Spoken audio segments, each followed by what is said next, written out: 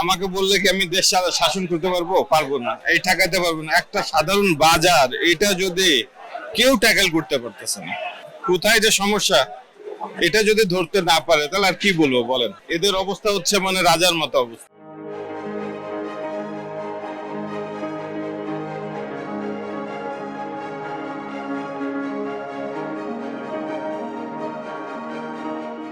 ব্যবসায়ীদের কথা যদি বিশ্বাস করেন, তাহলে তো আপনাদের চ্যানেল বন্ধ হয়ে যাবে।